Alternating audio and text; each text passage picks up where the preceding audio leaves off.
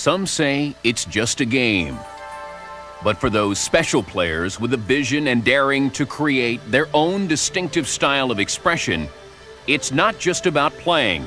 For them, basketball is the art of capturing the imagination.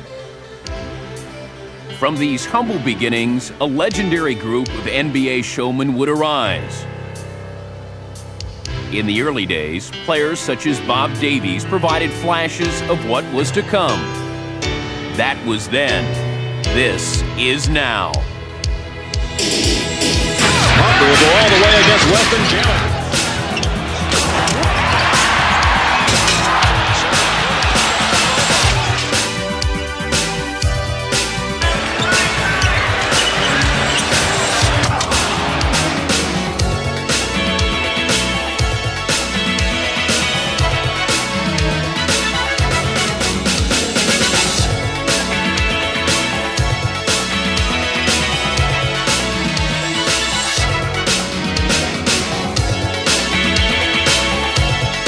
NBA Entertainment presents the men who astound, the men who dazzle, the men who amaze. The Showmen, spectacular guards of the NBA. T-minus 23 seconds and counting. Go ahead, CCC. Yeah, be advised that sequence 16, step 592 complete. T-minus 15, 14. We have a go for main engine start. 2, 1. 0.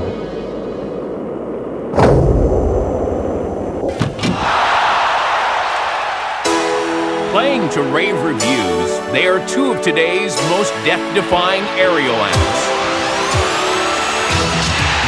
Look out! Harper drag slam. Harper took it coast to coast in the final 4 seconds. Ron Harper and Clyde Drexler combine power and grace to embody the state-of-the-art in athletic performance. The results are often spectacular. Here comes Clyde.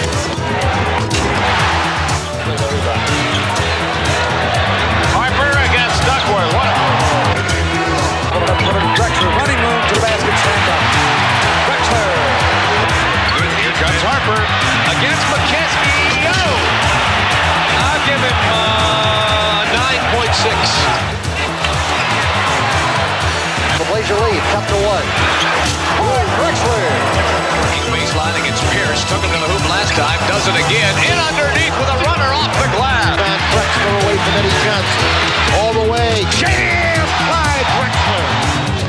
He's used up his dribble. Brings it out to Harper. He flies to the goal. Throws up a prayer and spins it home. Quite a play by Ron Harper. Porter. Drexler. 4 seconds. Here comes Harper flying down the floor. Drives to the basket. Slam! Has Drexler deep. Oh, no! Incredible play! As a Houston Cougar, Drexler dunked with style, but NBA experts feared his game lacked substance. When I got here, they knew you from dunking from college. That doesn't mean that you can't play the game. And that's a stereotype that you just got to break. And the only way you can break it is by proving them wrong. Showcasing his varied skills, Drexler quickly did just that.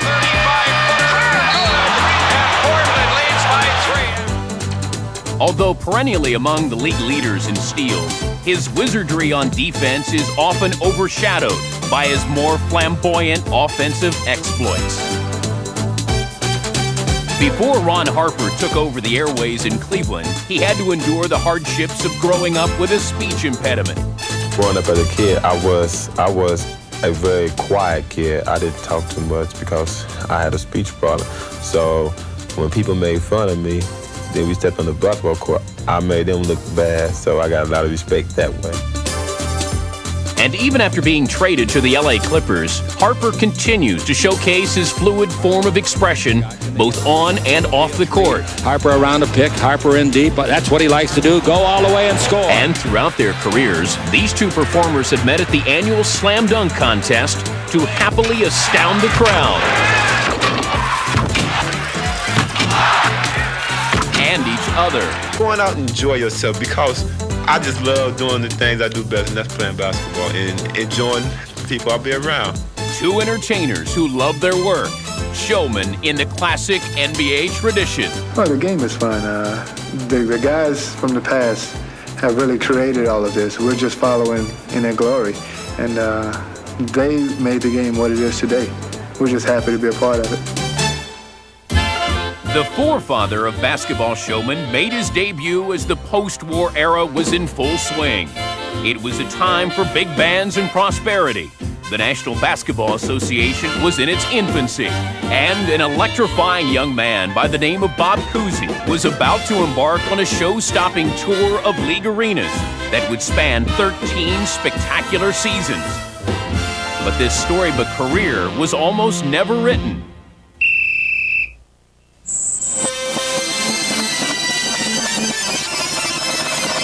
It began at Holy Cross, where Cousy led the Crusaders to an NCAA title, and soon after was selected in the first round of the NBA draft.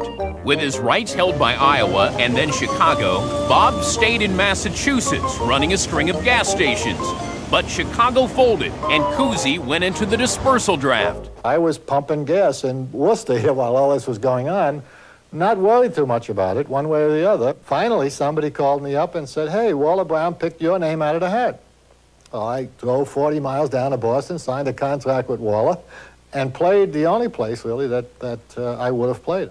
Bob Cousy had found a home with the Boston Celtics, and quickly the rookie point guard went about adding a new dimension of flair to the young league. And with each improbable play, it became clear that the court would be his stage. The sports world's newest magician tantalized opponents with his dazzling ball handling. His unconventional style stunned traditionalists, but you can't argue with success. Well, Cousy and I had an understanding. I didn't care how he threw the ball, as long as somebody caught it. Boston's charismatic floor leader would run the show his way, playing to packed houses in every city. He was hailed as the Houdini of the hardwood, but Cousy's magic act was no illusion. His uncanny court sense and precision passing made him an unequaled playmaker.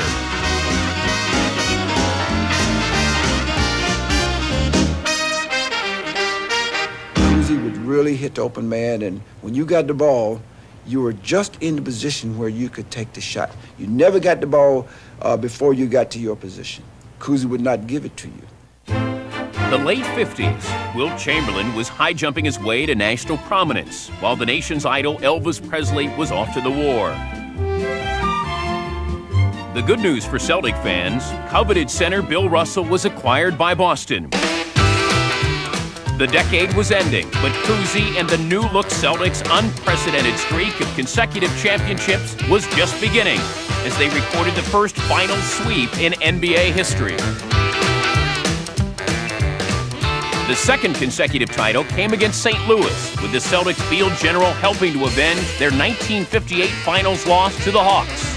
As the '61 season began, the Celtics were becoming the hottest ticket in town, and Bob Cousy was once again the main attraction, as Boston dominated the opposition en route to their third consecutive title. In the quest for number 4, Boston's entertainer was at his Showtime best, sealing a Game 7 overtime victory versus the Lakers. He thrilled the basketball world with his dramatic game-ending dribbling display.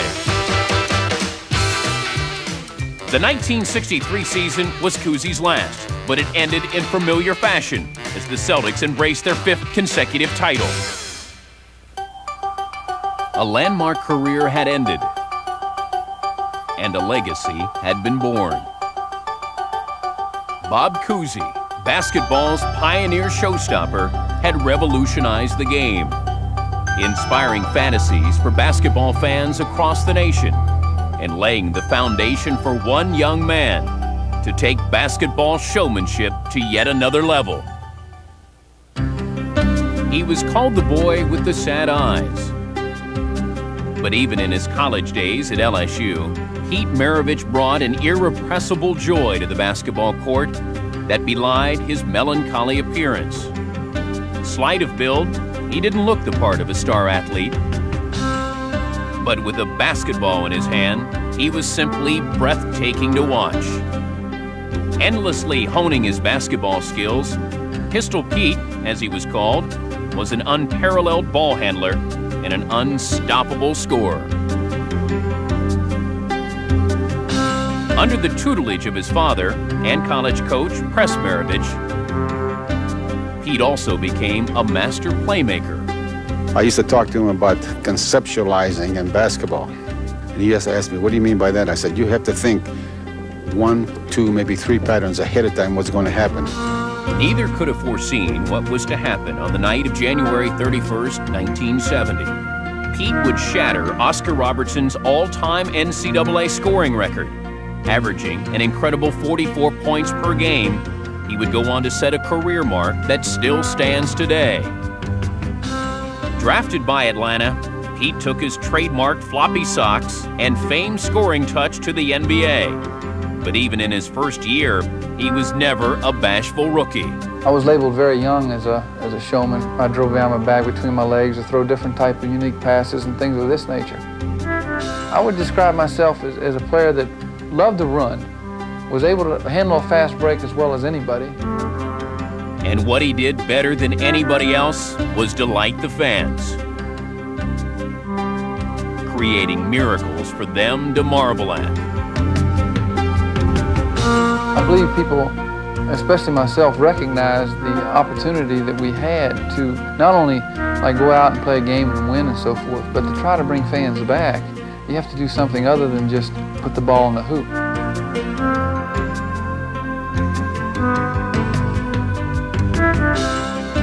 Traded to the expansion New Orleans Jazz, he was all alone on center stage. A position in which he was very much at home. I was more of a scorer because I could handle the ball so well that it was really impossible for somebody to guard me in a one-on-one situation. For Pete, a fancy pass was more than just another way to get the ball to a teammate. It was entertainment. His ability to play, limited by injury, Pete retired after a short tenure with the Celtics. But the feeling of wonder that he inspired will never be forgotten. I would like to be remembered as a person that played the game with great intensity and love for the game, but also played it for one standpoint, to entertain the fans.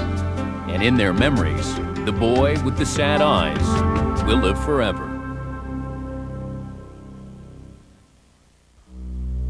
From the backyards of the bayou to the asphalt of the inner city, the playground is basketball's field of dreams. And for some, like Earl Monroe, it is a place where visions become reality. Sitting down on the sidelines while they were playing in the playgrounds and, with holes in my sneakers and waiting for a chance that maybe these guys will let me play. All of a sudden, they'll look around and they'll look and say, oh, come on, Earl, you can play. And man, did he play. His style was pure shake and bake. And every performance sparkled with the vibrancy of the city game. But could the show go on in the NBA? When I first got into the league, my game was so chastised because they said I was a one-on-one ball player, I was a schoolyard ball player, this and that and that and this. But then, because I could think the game and I knew, something about the game itself, I realized that it was something a little bit special. When you had Earl Monroe on the team, doing some of the things that he could do with a basketball, it was fun to sit there and watch it. I used to kick it out and just lay back and just see what they were going to do. And Monroe never disappointed. After a while, I got to know my audience, and I became, more than just a basketball player, I became a performer. And by knowing your audience, you know what you can do to excite your audience. That's how, the so-called pearl became evident.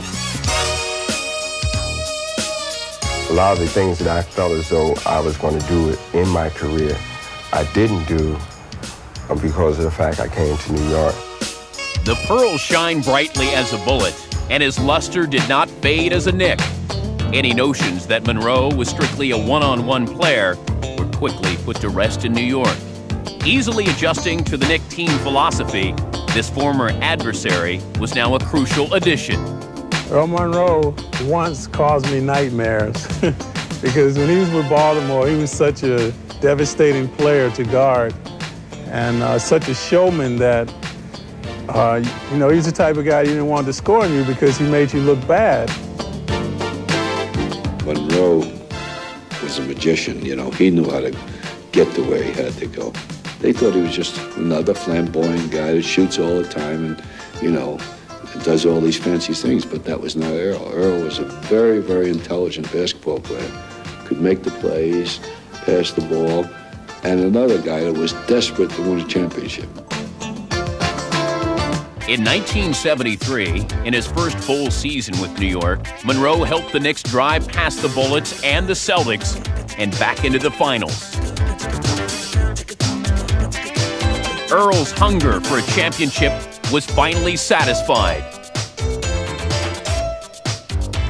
And with his reputation as a winner assured, he was ready to take his rightful place in NBA history. Eventually, my game became accepted, and now people look back and see it as maybe the inception of the new game. Bringing flash into fashion, the Pearl left an indelible mark on the floors of the NBA and the blacktop of the playgrounds. It's kind of strange because I go to a playground maybe, and younger kids might not know me as such, you know, but I hear them say, "He's pearling."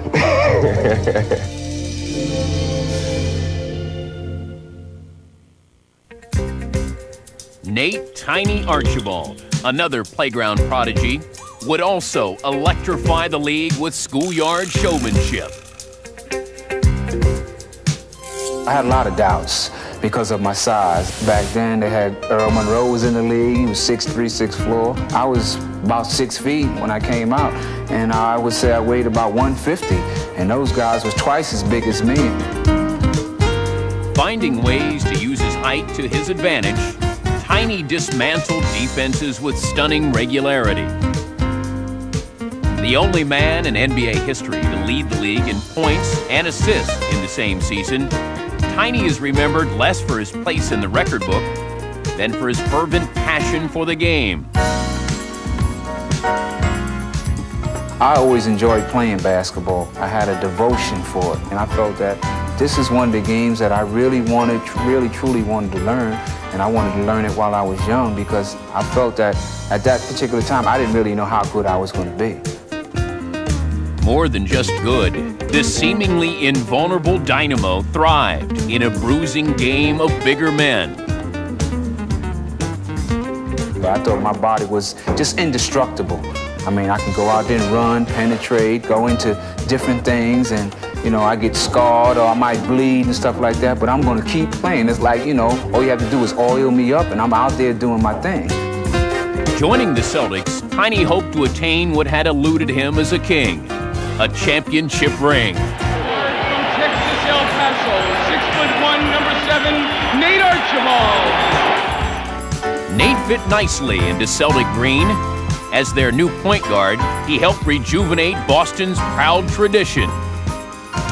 Appointed team captain, Tiny spearheaded a memorable 1981 championship campaign, one that culminated in a finals victory over the Houston Rockets. The NBA's smallest showman had vividly proven that talent isn't measured by feet and inches. These days, another 6-foot legend, Isaiah Thomas, showcases his unique feel for the game. Basketball to me is a freedom. When I walk in between those 4 lines on the basketball court, nothing comes into my mind but basketball. He plays to create, and no NBA defense can confine his graceful form of self-expression. It's just incredible freedom that I have. It's almost as a bird flying.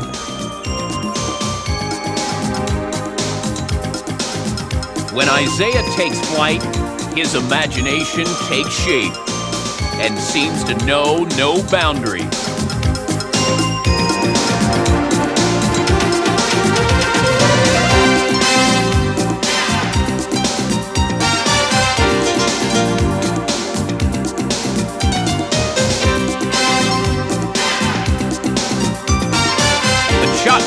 is only part of his artistic repertoire.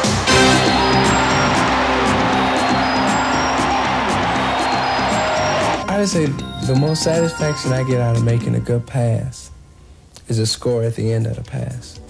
Just the idea of fooling somebody, tricking somebody, or say, I caught you, boom.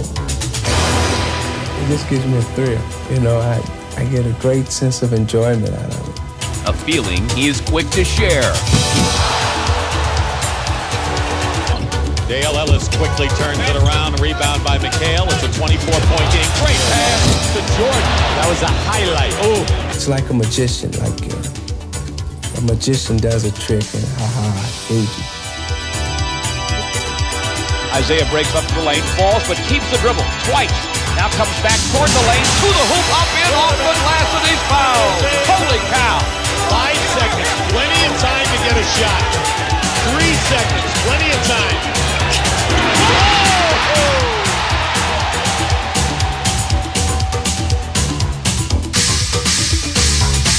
Ball handling, his spellbinding forte.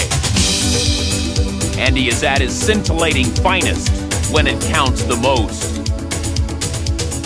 You're looking at one of the most spectacular players in the game, a person who has abilities that surface during the year, but at crucial times he reaches another level of performance. Here's Isaiah. Let's see what we got.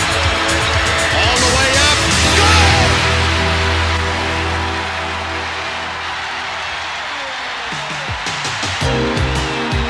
There have been many celebrations for Isaiah, one of basketball's most heralded primetime acts. He loves to compete.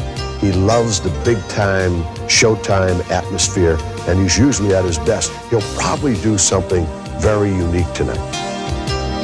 The Pistons are not the only ones to appreciate his immense value. When my first played here, I wish that I could play with him. It would make my life a whole lot easier. With him running up the court, dishing off passes, going to the bucket. I mean, he's the point guard. If you want to say point guard to play with, he's one of the top guys. For passionate performer Isaiah Thomas, the joy of winning his first championship is surpassed only by his love for his craft. I don't think I'll ever be able to find anything that gives me the sense of enjoyment, the sense of pleasure that I get out of basketball.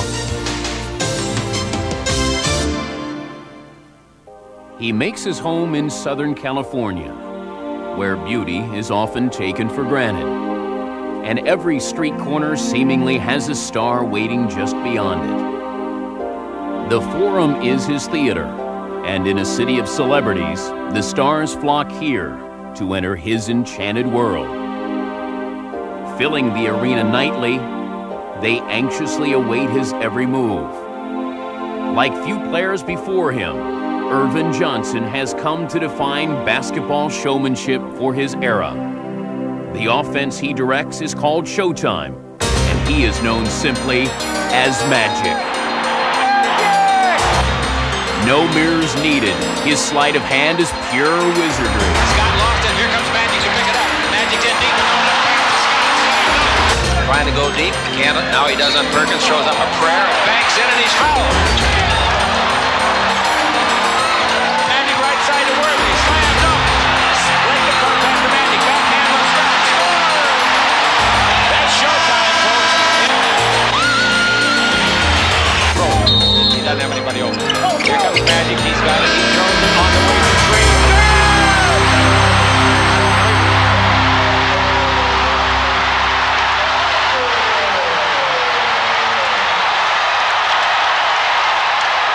With Magic, even seeing isn't always believing.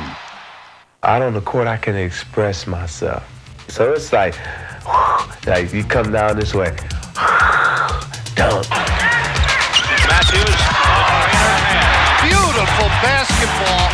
Some 360, hoopsie-doo, banger roll.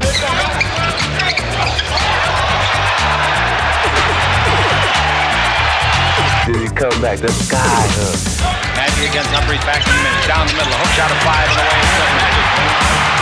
Yeah, you come back to fancy pass. They're both back by Tuesday when they'll call it different.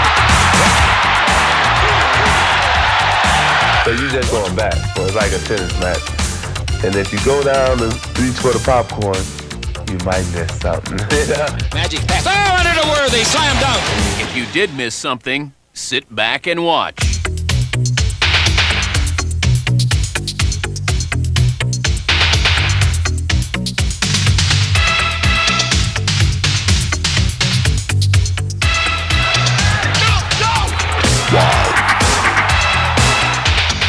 Wow.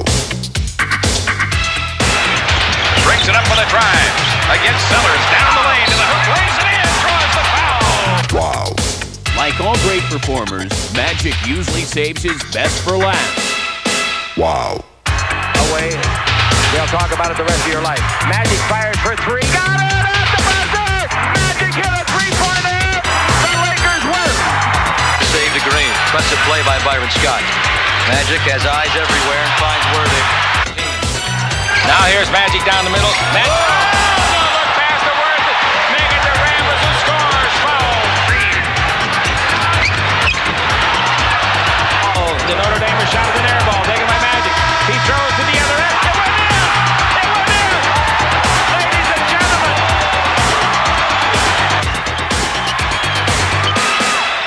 Wow.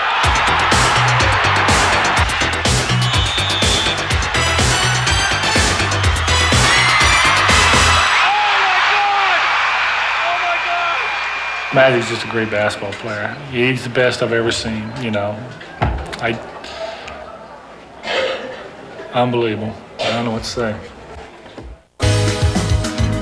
When talking about Magic, whatever is said is always in the superlative. Magic Johnson, one of the best, if not the very best player to ever play the game. Outstanding player, an even better person. He mesmerizes even those who don't pay the price of admission. Magic Johnson would definitely be the best point guard to ever play the game. He's something to watch, you know what I'm saying? There's not a lot of players in the league I would pay, to pay to watch. If he came over once a week like the Cosby Show, I'd sit there and watch. He's always got the smile going. He's always getting the crowd excited and forcing everybody to play well. Owner of 5 championship rings, the decade's greatest showman may also be its toughest competitor. I want to be the best. I want to win. And that's why I play, because I want to win. Not just to be playing, not just to make a lot of money. I want to win.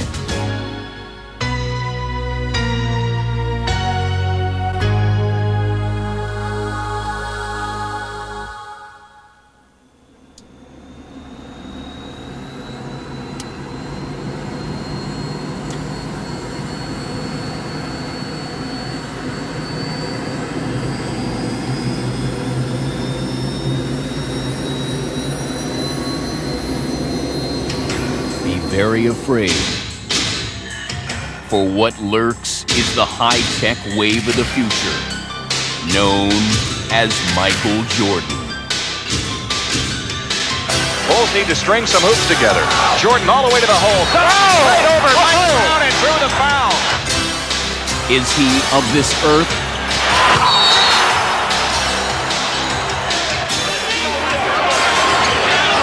Jordan to the baseline. Is he man or machine? But make no mistake, he is no apparition. He is a devastating force that must always be reckoned with.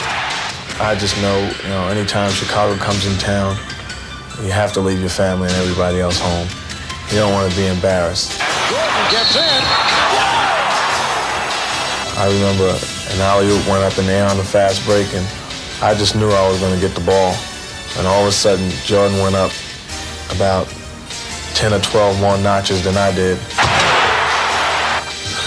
It's something I'll never forget, but definitely a joy to watch. And when you're playing against him, you're not ashamed to say you stand there in awe.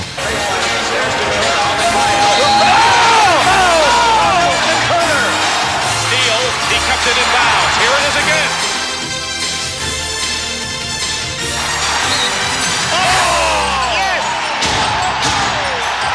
guy literally is embarrassing the league. He's that good. He's a phenomenal player. There isn't anything he can't do.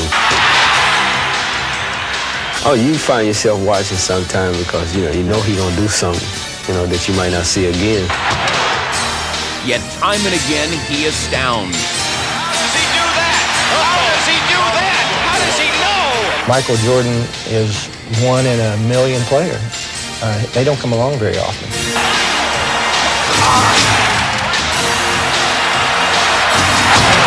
Grant Allen to Jordan. Look out.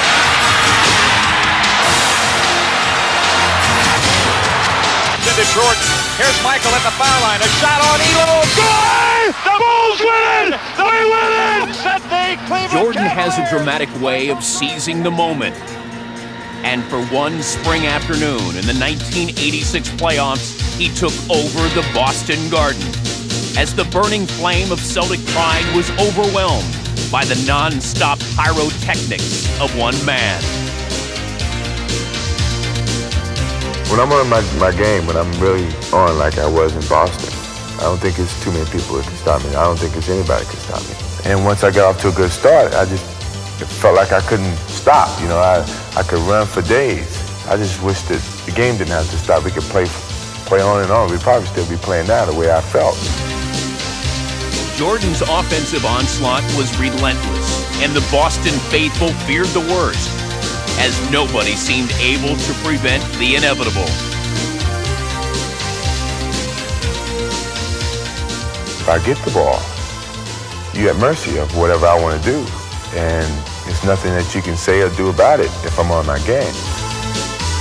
Jordan surged with confidence, and consumed by this feeling, he was indomitable.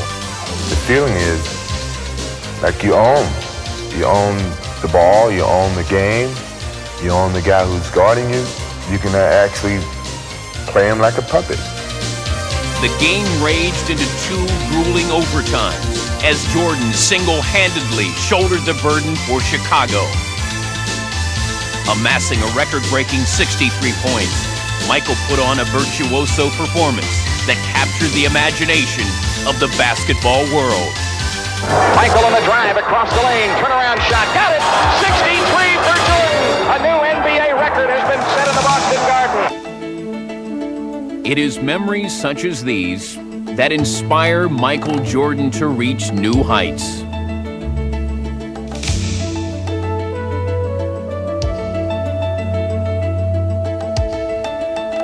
They are the blueprints of basketball perfection.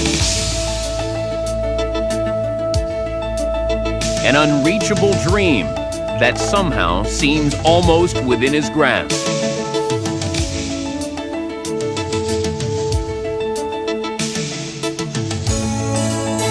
Defying gravity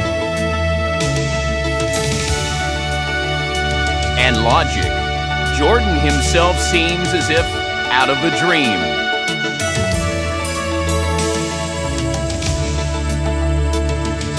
Blurring the line between fantasy and reality.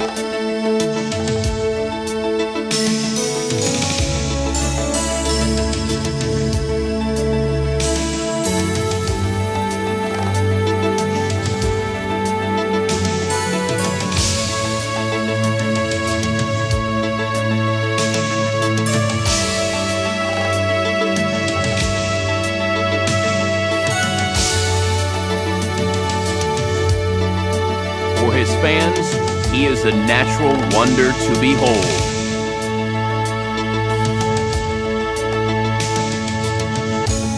A constant source of amazement. The latest, greatest show on earth.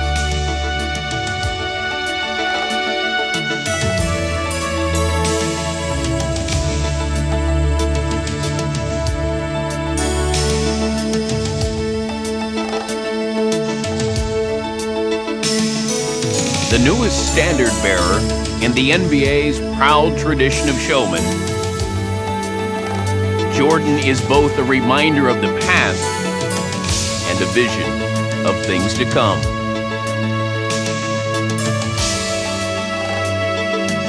And like the long line of innovative performers before him, he will push the game to its creative limits, challenging future generations to go still further in the quest for the ultimate in basketball artistry.